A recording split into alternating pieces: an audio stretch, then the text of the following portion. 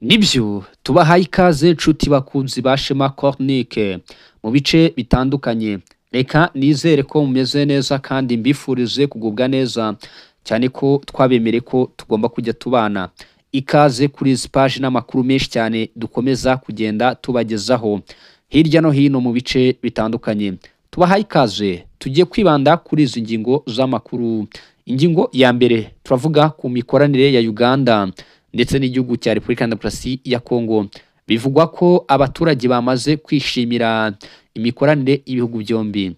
N'amakuru tugiye kurambura mu buryo burambuye cyane, ariko kandi ku rundi ruhande birasa nkaho ari breaking news ndetse bikaba nibazo ku isi hose muri rusange, aho Leta Zunze Ubumwe z'Abanyamerika bivuga ko zamaze kurasa kuri nucleaire za Iran, mu gihe Iran yari imaze iminsi ivuga yuko ibyo nibiramuka bibaye bizateza ikibazo gikomeye cyane. N'amakuru tugiye kugenda turebera hamwe kandi ni byinshi tuba tugiye kugenda turambura tuvuga tuti tubagezeho. Aya makuru kandi turaza kuyakomereza mu bikomeza gutangazwa.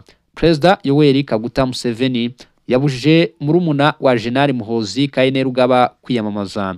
Ibi byose urabimenya mu buryo burambuye cyane, aho twabemereye ko tugomba kugenda tubageza amakuru yose, twabwira byinshi cyane bigiye bitandukanye. Tubahaye ikaze kuri izi page zikomeye cyane ku makuru avugwa ku mutekano, politique, diplomatie, ubukungu ndetse n'imibereho. Ikaze. Reka tuyahere mu gihugu cya Kongo. Hamaze iminsi itari mike cyane havugwa ko hari gukoranwa hafi ndetse n'ingabo za Uganda ndetse n'iza Kongo Kinshasa FARDC. Imikoranire navuga ko yagenze neza. Nimbwa ngo ni imikoranire yaba yaragenze neza niko bimeze. Izi ngabo ubwazo zirimo gukorana mu buryo bwa Operation Shujaa. Gusa bibaye bitaragenze neza ntago bakomeza gukorana, ariko kubera ko byagenze neza niyo mpamvu basinye aya masezerano. Iyi nkuru ikigera mu matwi y'Abanyekongo bayakiriye bate? Dore uku niko ngiye kubabwira uko bayakiriye. Dore uku niko turimo kwakira amakuru y'uko baje kuyakira. Byabaye nk'amakuru meza cyane bumvishe, kuko abaturage ba Kongo bishimiye bidasanzwe ngo imikoranire ya UPDF ndetse n'ingabo za Kongo FARDC. Mu makuru agera hano kuri Shema Cornique vuga ko abaturage n'abayobozi batowe ba Beni bishimiye ishyirwa mu bikorwa ku masezerano yavuguruwe y'ibikorwa bya FARDC na UPDF. Uko kuvugururwa ni gute? Nuku n'aya makuru arimo aragenda avugwa. Bivuga ko amasezerano yasinywe kuri wa gatanu tariki 20 Kamena agasinyirwa i Kinshasa. N'amasezerano yavuguruwe y'ibikorwa by'ubufatanye hagati y'ingabo za Repubulika Iharanira Demokarasi ya Kongo FARDC n'ingabo za Uganda UPDF. Aya masezerano yakiriwe neza i Beni mu majyaruguru ya Kivu. Abaturage n'abayobozi batowe mu nzego z'ibanze babona ko ngo aya masezerano ari umwanya wo guhagarika ihohoterwa ry'imitwe yitwaje intwaro, cyane cyane ubwicanyi bwakozwe n'inyeshyamba za ADF, ariyo Allied Democratic Force, no gutangiza rero kugaruka k'umutekano muri kariya karere kamaze gukomeretswa n'ubugizi bwa nabi bw'imitwe yitwaje intwaro. Bukeye bwaho hasinywe amasezerano abayobozi batowe mu gihugu no mu ntara baturutse i Beni hamwe n'abahagarariye rero imirenge itandukanye y'abaturage bahuye ku wa gatandatu tariki 21 Kamena kugira ngo basuzume iki cyemezo. Muri iyi nama bashimangiye ko guverinoma ishimangiye imikoranire ndetse n'igihugu cya Uganda.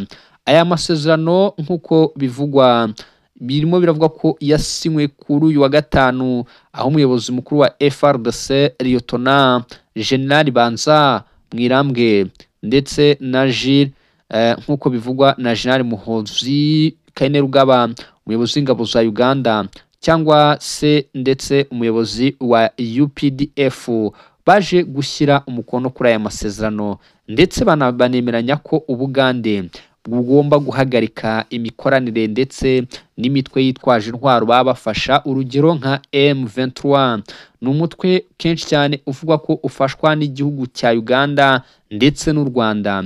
U Rwanda ninde ugeraho?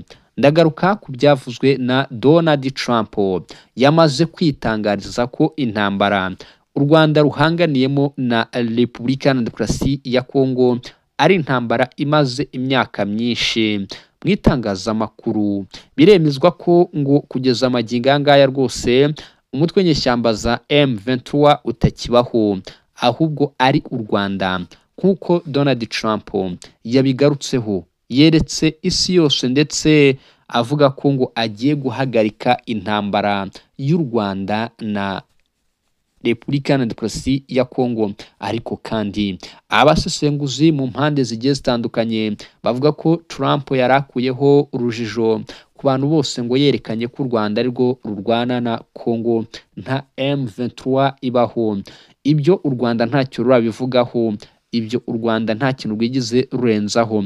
Gusa ikindi kintu wamenya, abasesenguzi mu nguni zitandukanye batangiye kuvuga bati ariko se ubundi ni gute u Rwanda rujya gusinyana amasezerano na Repubulika Iharanira Demokarasi ya Kongo kandi ba nyiri bwite bahari? Bati ibyo ni ibimenyetso byinshi bigaragarira isi yose yuko u Rwanda ari rwo rurwana na Repubulika Iharanira Demokarasi ya Kongo, ndetse ngo nta mutwe w'inyeshyamba za M23 wigeze ubaho habe na busa.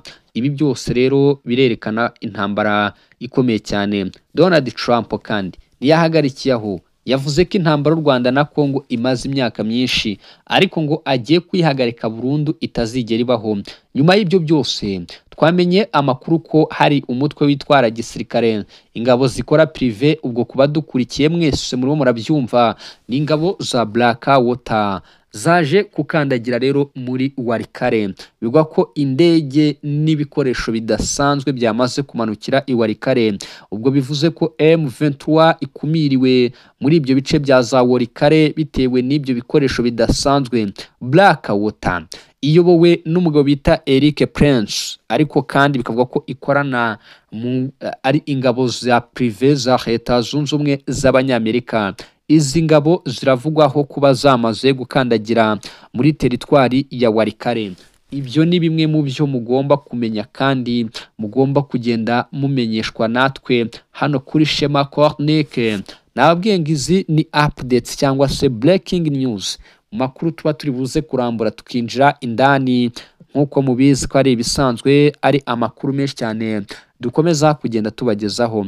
Nyuma y'ibyo byose reka turamburira amaso ku byaje kugenda bitangazwa, ariko biteye ubwoba isi yose. Niba hari ikintu gikomeye isi igiye guhura nacyo n'iyi ntambara bavuga ko Leta Zunze Ubumwe za Amerika yaba itangije kuri Irani. Intambara ishobora kuza kuba ikindi kintu kidasanzwe, ndetse kandi rukaba urugamba rukomeye cyane. Bakunzi bacu, makuru akomeza kugenda atugeraho, biravuga ko Irani rero ngo yaje kugira gutya igabwaho ibitero. Amerika bivuga ko yateye bombe kuri bimwe mu bibanza bya nucleaire cyangwa se mu bubiko bw'intwaro za Irani. Bivuga ko rero nk'uko bivugwa, Amerika yateye icyitwa rero ku bubiko bwa nucleaire, dore ko kandi bivugwa ko ngo ari muri Irani yakoresheje indege zo mu bwoko bwa B2. Perezida wa Leta Zunze Ubumwe za Amerika Donald Trump avuga ko iki gihugu cyagize ibitero muri bimwe mu bibanza bitatu, ndetse kandi aho bivugwa ko ari hamwe mu hantu hakomeye cyane kuri Irani, wako intwaro zabo za nucleaire zagabweho ibitero rwose bikomeye cyane. Amakuru avugwa, biravuga ko ngo harimo ahitwa Fordo, Natazi ndetse n'ahitwa Esfahan. Aho hose ni ahatewe. Fordo ni ububiko bukomeye cyane, niko Trump yavuze. Ati ububiko ntibubaho, ati kandi ndabivuga ko twashegeshe abanya Irani. Perezida Donald Trump yakomeje kugenda bivuga, yanavuze ko ati kandi ibitero byabo byakomeje ku buryo byaje kugera ku kindi kibanza cya nucleaire muri Irani, ndetse nyuma ya Fordo baza gutera aho bita Natanz, aho bita Esfahan, indege zakozwe ndetse zigaba ibitero bidasanzwe, aho byagiye bigaragara ko Donald Trump yabinyujije ku rukuta rwe rukomeye cyane rwa Truth Social. Trump yongeye ko ngo amabombe akwiye yatewe ahitwa Fordo, ati twateje igihombo gikomeye cyane ku gihugu cya Iran, ati twayiteje igihombo gikomeye, ati kandi twebwe turabizi ko ibyo twakoze twari twabitekerejeho, ati kuko Iran ibi byose yashakaga kurimbura ibihugu nkatwe, dore ko kandi nyuma y'ibyo Leta Zunze Ubumwe za Amerika zakoze. Perezida wa Iran Ayatollah Ali Khamenei murabizi ko yivugiye ko mu gihe Leta Zunze Ubumwe z'Abanyamerika ubwo zizagaba ibitero bikomeye cyane ku gihugu cya Iran bazahura n'ibyago bikomeye cyane. Ese ibi byose birakurura iki? Birakurura isi mu kahe kaga? Bivuga ko kandi ibi byose biri buze guteza ikibazo gikomeye cyane isi dutuye, bitewe n'izi ntambara z'urudaca zikomeza kugenda zigaragara. Bakunzi ba Shema Chronique, ayo yose ni amakuru tuba twagiye dukusanya tukavuga tuti tugende tuyabagezaho. Mu yandi makuru kandi, Yoweri Kaguta Museveni yamaze kubuza muramu wa Muhoozi kwiyamamaza. Ese byatewe n'iki? Ni amakuru menshi cyane rero akomeza kugenda acicikana atugeraho, tukavuga tuti tuyabagezeho. Ni amakuru yaje kugarukwaho mu itangazamakuru. Perezida Museveni ngo yabujije muramu wa General Muhoozi Kainerugaba kwiyamamaza.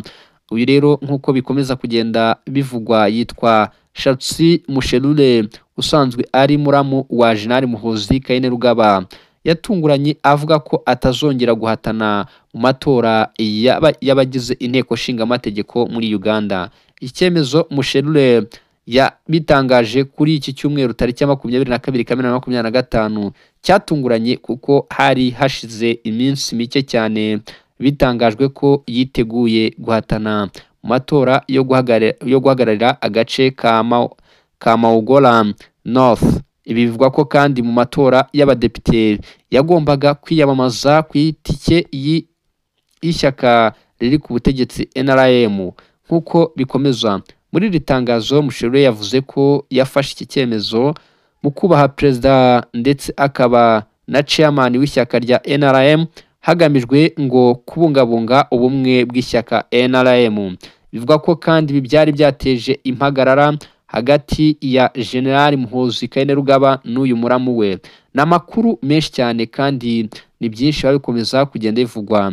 Aha ni mu gihugu cya Uganda, niho ayo makuru yose akomeza kugenda atangazwa, ndetse kandi ibyo byose nibikomeza kugenda bivugwa. Tubahaye ikaze kuri izi page zikomeye, mukanda subscribe kugira ngo tujye dukomeza kubana kuri izi page zikomeye ndetse n'amakuru menshi cyane dukomeza kugenda tubategurira. Shema Chronique ni chaîne igomba kujya ibagezaho amakuru mashya yose kugira ngo tuze kuza tuyasesengura ku Bivugwa News Plus. Murakoze, murakarama.